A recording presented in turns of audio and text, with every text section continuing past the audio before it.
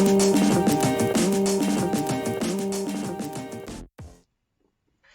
guys, so in this video we're going to be covering part 1 of graphing square root and cube root functions.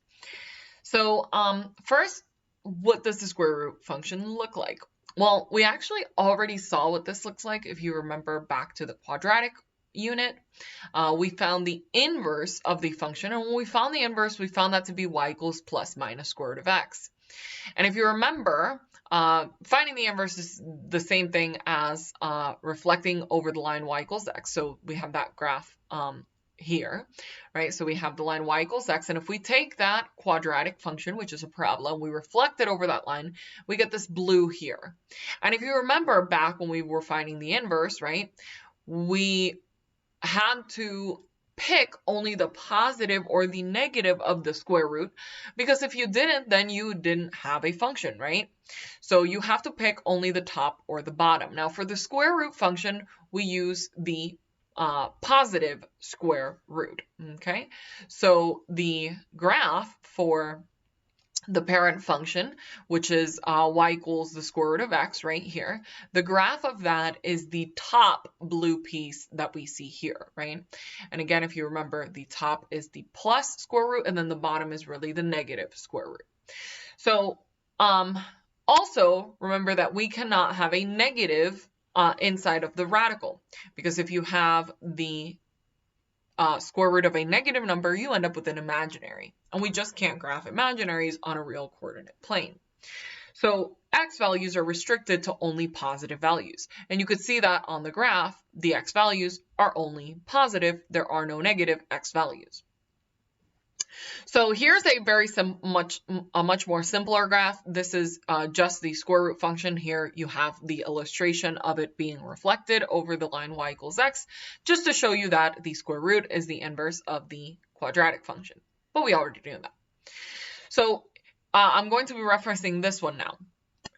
So with the square root function, this is the, these are the key points of the square root function, okay? And we have 0, 0, 1, 1, 4, 2, and 9, 3. Now the x values are picked strategically because those are the inputs for your function, right? And if you're trying to input some x value and you have to take the square root to then find the output, obviously we would like to get an output that is a whole number. So we would like the input to be a perfect square, since we will have to take the square root of that. And the only way to get an output of a whole number if the input is a perfect square. So the square root of 0 is 0, the square root of 1 is 1, the square root of 4 is 2, and the square root of 9 is 3. This is a 9. I kind of messed it up with my red line there. So these will be the key points that we will use later on in part 2 when we start doing some more complex transformations onto our square root functions. Now, the domain of a square root function, right? Since the x value cannot be negative, the domain of a square root function is 0 to infinity. And again, of course, this is the starting point. If we shift now the graph to the left or right, then that will affect the domain. And then the range for the square root function, since the output is just the square root of whatever positive number, the square root of a positive number will always output a positive. So the range is also only positive values from 0 to infinity. And again, this is just for the parent function. This is the starting point. If you end up shifting your graph up or down, then that would affect the range. All right. One last thing that I want to mention with square root functions is that they have an endpoint, right? Like this is a solid point, stop there. No arrow on that side. So that is what is called the extrema. That point is called the extrema. And that is, you can think of it as the point where the square root function then continues from there, right? So it's the endpoint of the square root function. All right, now let's talk cube root function.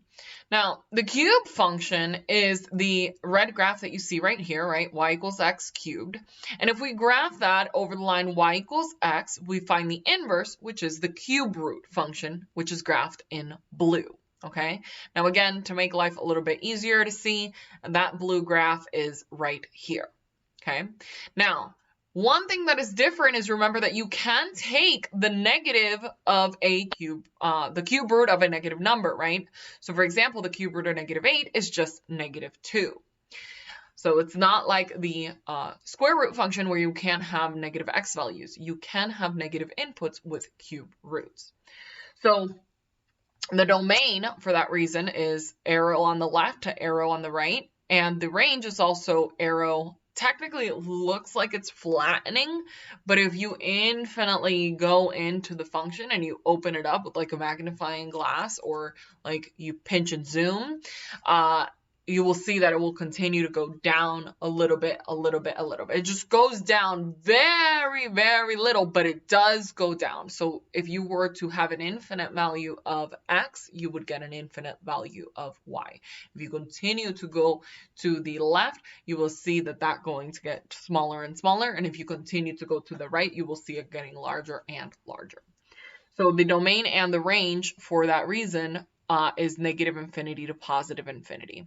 And this is different than the square root function because no matter how you transform it, whether you shift it up or down, left, right, if you stretch it, compress it, reflect it, the cube root function domain and range will always be -infinity to +infinity. Now, what are the key points of a cube root function? Well, they are right here. And again, they are picked so that the x value is something that when you input it and you take the cube root, you get out a whole number. So the x values are the perfect cubes. And because in this case we can have negative and positive x values, we start with -8, then -1, 0, 1, and then 8. So cube root of -8 is -2, cube root of -1 is -1, cube root of 0 is 0, cube root of 1 is 1, cube root of 8 is 2. So those are the points right here. And as you can see on the cube root, we have what is called a center, right? So it's not like an extrema, which is like a endpoint, right? It is a center because there are things happening on both sides. But what's happening on both sides is symmetric about the origin.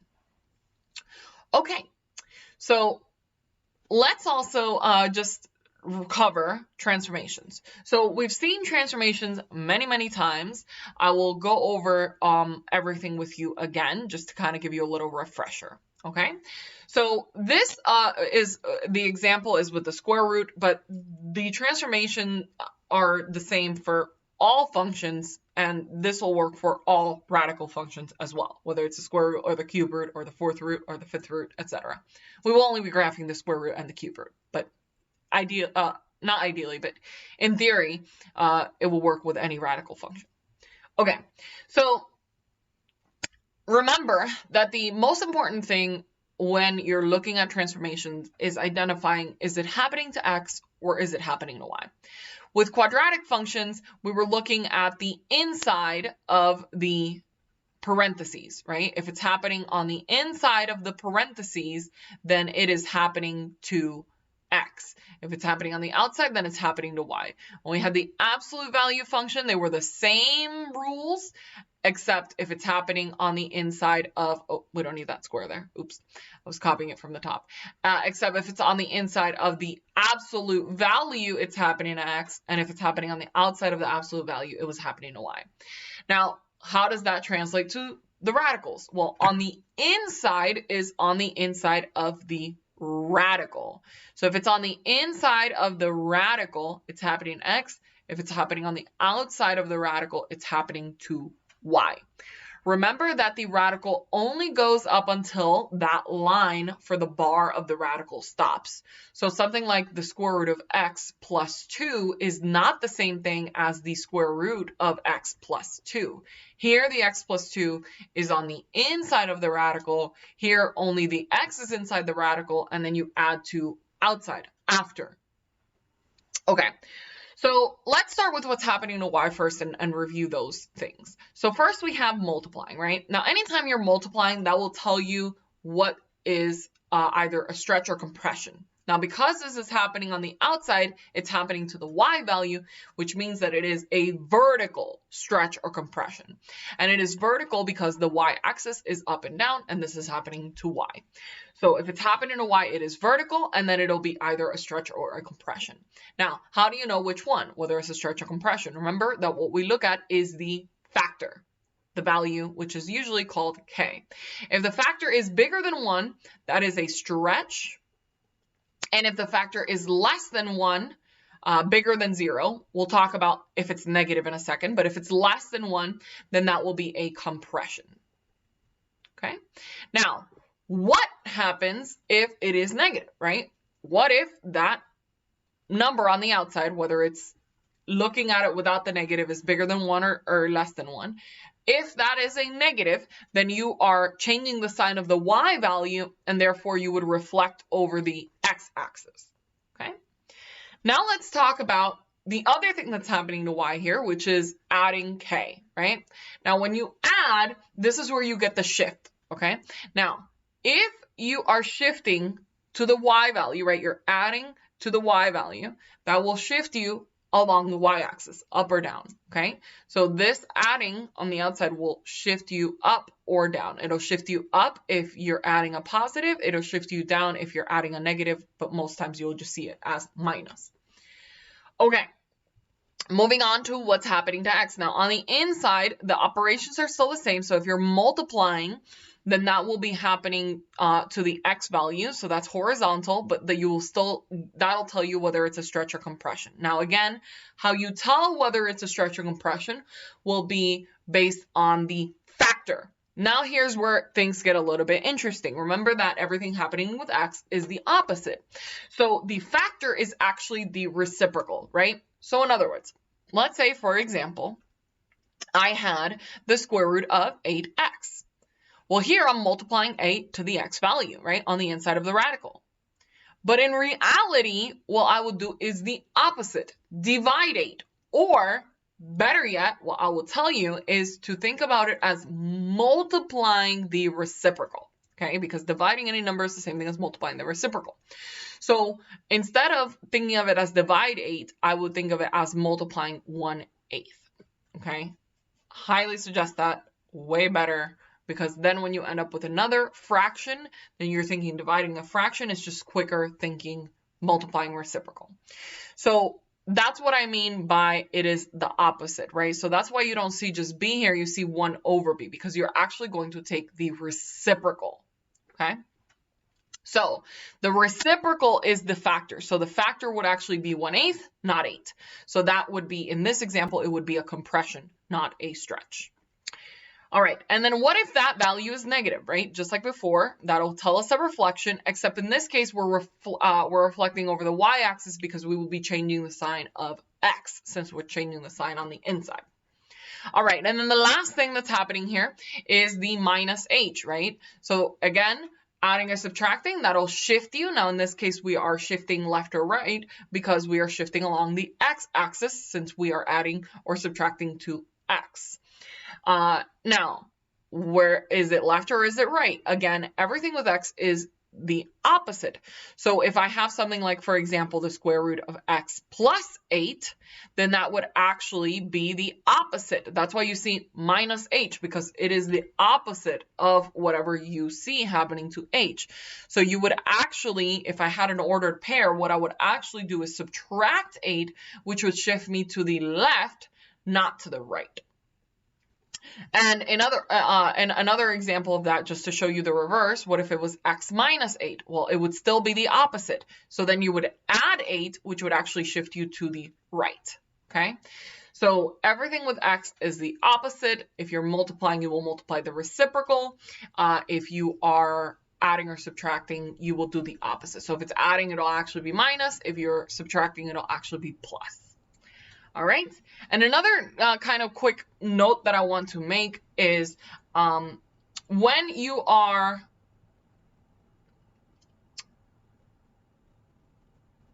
given a coefficient to x, you have to factor it out so that we can put it in what we're going to call transformational form. This way, it'll be easy for you to see what is going on, and you will be able to see the exact translation as it is and the exact stretch as it is. Okay?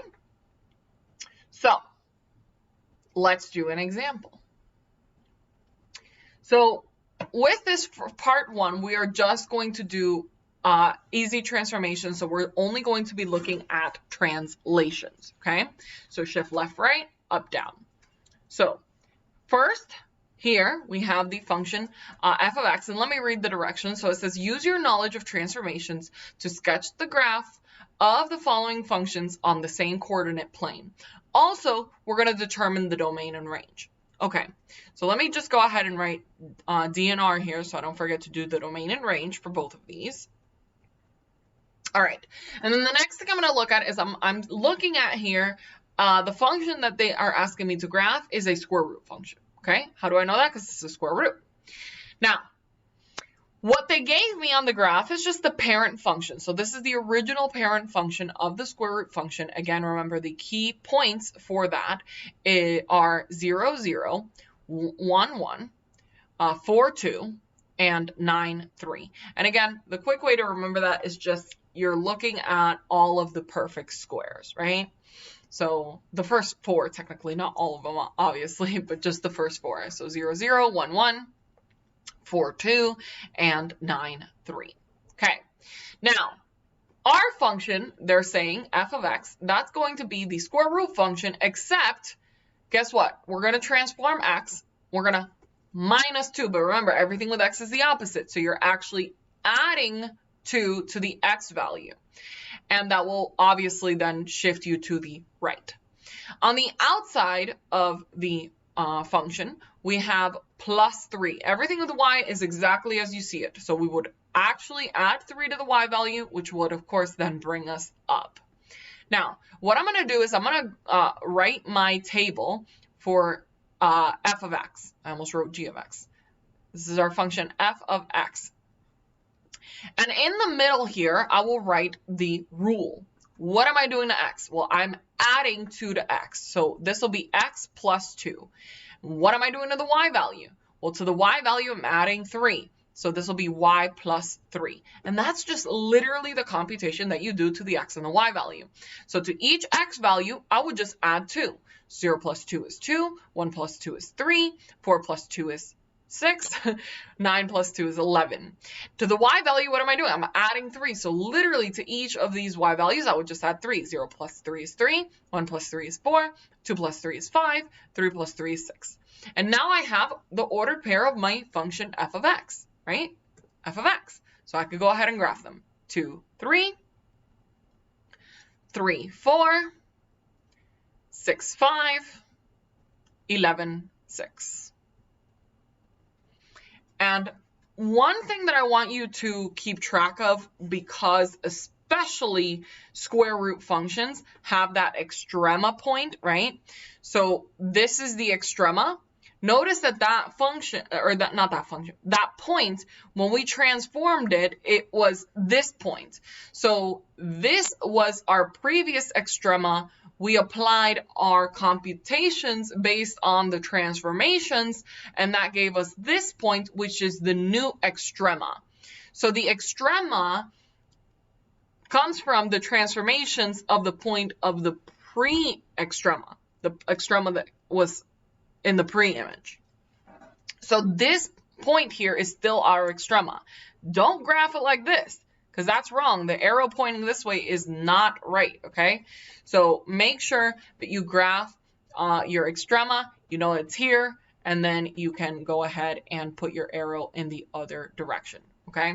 Now, obviously, this one is a little bit easier because it was just a shift, but that'll especially be important when we start like flipping things over and compressing and stretching.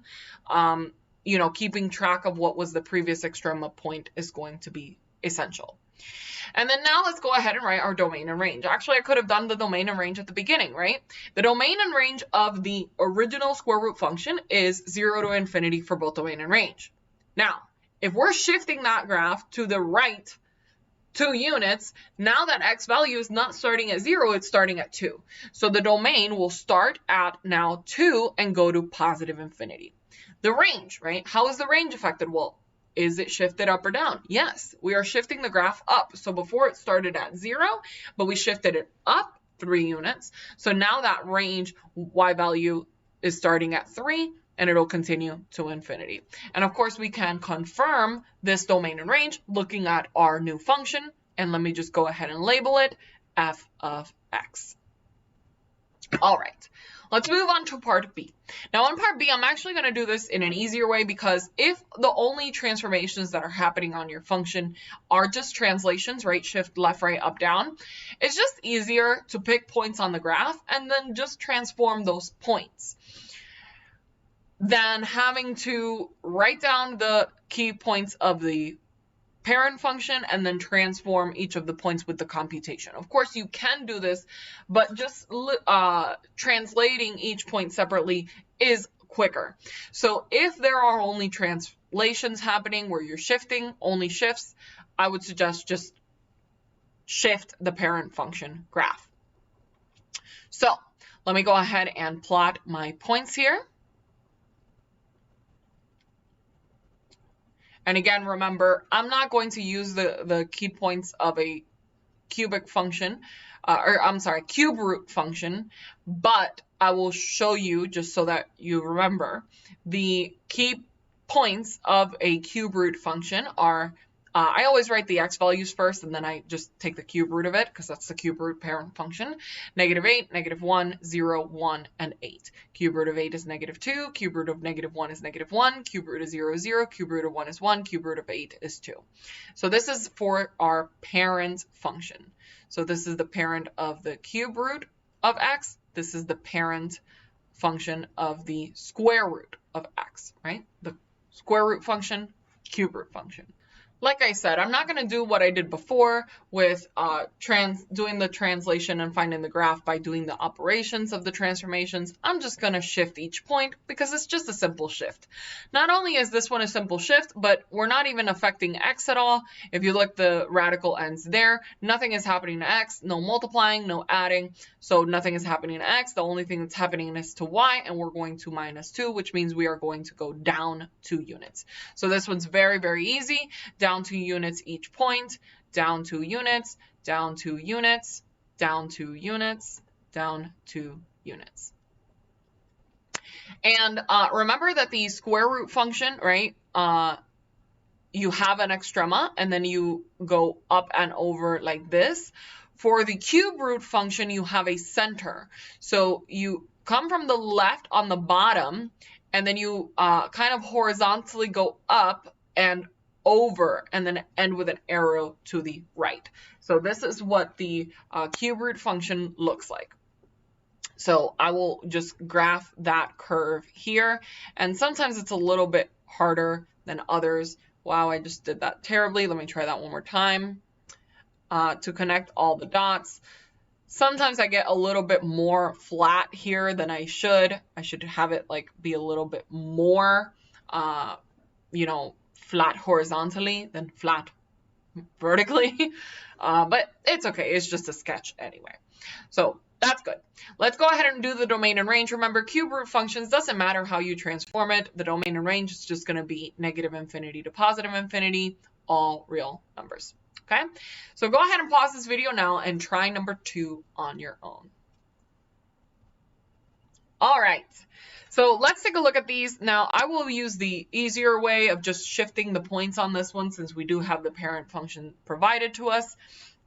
So I'm going to go ahead and pick the 4 points here, and now we will do the transformation. So remember, everything with x is the opposite. So I see +5, I will relate -5, which will move me to the left, and I see -4. Everything happening with y is exactly as I see it. So I will subtract 4, which means I'm going to go down. So move each point to the left 5, down 4. That's the extrema. Move each point, left 1, 2, 3, 4, 5, down 1, 2, 3, 4. Another quick tip for graphing this is obviously once you've shifted the first point, all the other points relate to the other ones because there is no stretch or compression. So this point will be 1 up and 3 over, okay? Or you can just literally continue and shift left 1, 2, 3, 4, 5, down 1, 2, 3, 4. That works too. So you could just shift each point if you don't want to, relate one to the other one. So did I do that messed up? 1, 2, 3, 4, 5. 1, 2, 3, 4. No, it was good. All right, and that is the square root function, 2-part A. Looking at 2-part B, we have a cube root function here, so I'll go ahead and grab my parent function's key points. And looking at the transformations, everything happening with x is the opposite, so I'm actually going to add one, which will shift me to the right. I wrote that word backwards. It's okay. And then on the outside, I'm adding 2, which everything happening with y is exactly as I see it. So I will add 2, which will shift me up. So go ahead, graph each point. Right 1, up 2. Right 1, up 2. Right 1, up 2. Right 1, up 2. And right 1, up 2. All right. And again, remember with the cube root function, we are going to go up and over. All right. That over was a little bit more jaggedy. It's okay. Good enough. Good enough. You know what? We'll just leave it like that. Why not? All right. Now, we cannot forget domain and range, all right? I almost did. Let's go ahead and write the domain and range. Okay. So for that square root function, remember, parent function, starting x value 0, but we shifted to the left 5. So now we're starting at -5 for the x value. And range, right? Normally we start at 0, but we shifted that guy down 4 units. So the range will go down to starting at -4 and going to positive infinity. Of course, we can also confirm that with the graph. All right. For part B, remember, cube root function, doesn't matter how you transform this guy. Domain and range is all real numbers, -infinity to positive infinity. All right, guys, that ends part 1. I will see you guys in part 2. Bye.